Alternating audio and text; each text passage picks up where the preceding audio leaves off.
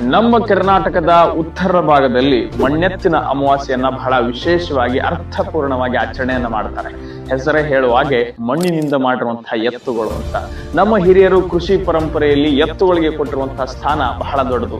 ಪೂಜನೀಯ ಸ್ಥಾನವನ್ನ, ದೇವರ ಸ್ಥಾನವನ್ನ ಕೊಟ್ಟು ಪೂಜೆಯನ್ನ ಮಾಡಿದ್ದಾರೆ. ಎತ್ತುಗಳನ್ನ ಕೊಟ್ಟಿಗೆಯಲ್ಲಿ ನಿಲ್ಲಿಸಿ ಪೂಜೆಯನ್ನ ನಮ್ಮ ಹಿರಿಯರು ತಲತಲಾಂತರ ವರ್ಷಗಳಿಂದ ಮಾಡ್ಕೊಂಡು ಬಂದಿದ್ದಾರೆ. ಆದ್ರೆ ಅಷ್ಟಕ್ಕೆ ತೃಪ್ತಿಗೊಳ್ಳದಂತಹ ಹಿರಿಯರು ಎತ್ತುಗಳ ಸ್ವರೂಪದಲ್ಲಿಯೇ ಮಣ್ಣಿನಿಂದ ಎತ್ತುಗಳನ್ನ ತಯಾರು ಮಾಡಿ ಜಗಲಿಯ ಮೇಲೆ, ಪೂಜಾ ಕೊಠಡಿಯ ಜಗಲಿಯ ಮೇಲಿಟ್ಟು ಅವುಗಳನ್ನ ಪೂಜೆಯನ್ನ ಮಾಡ್ತಾರೆ. ಮಳೆಗಾಲದ ಸಂದರ್ಭಕ್ಕೆ ಭೂಮಿಯ ಮಣ್ಣು ಹದಗೊಂಡಿರ್ತದೆ. ಆ ಹದಗೊಂಡಿರುವಂತಹ ಮಣ್ಣನ್ನ ತಂದು ಮನೆಯಲ್ಲಿರುವಂತಹ ಎತ್ತುಗಳ ಸ್ವರೂಪದಲ್ಲಿಯೇ ಆ ಎತ್ತುಗಳನ್ನ ಮಣ್ಣಿನ ಮೂಲಕ ತಯಾರು ಮಾಡಿ ಪೂಜಾ ಕೊಠಡಿಯಲ್ಲಿರುವಂತಹ ಜಗಲಿಯ ಮೇಲೆ ಆ ಎತ್ತುಗಳನ್ನಿಟ್ಟು ಅವುಗಳನ್ನ ಪೂಜೆ ಸಲ್ಲಿಸಲಾಗ್ತದೆ. ಜೀವಂತವಾಗಿರುವಂತಹ ಎತ್ತುಗಳನ್ನ ಪೂಜಾ ಕೊಠಡಿಗೆ ತಂದು ಪೂಜೆಯನ್ನು ಮಾಡೋದಕ್ಕೆ ಸಾಧ್ಯವಿಲ್ಲ.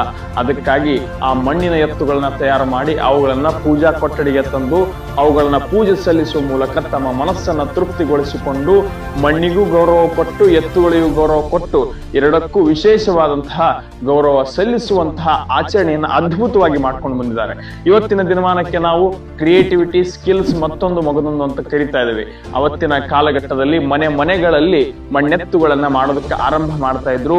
ಯಾವ ಮಕ್ಕಳು ಮನೆಯಲ್ಲಿ ಇರ್ತಿದ್ರೋ ಆ ಮಕ್ಕಳೆಲ್ಲ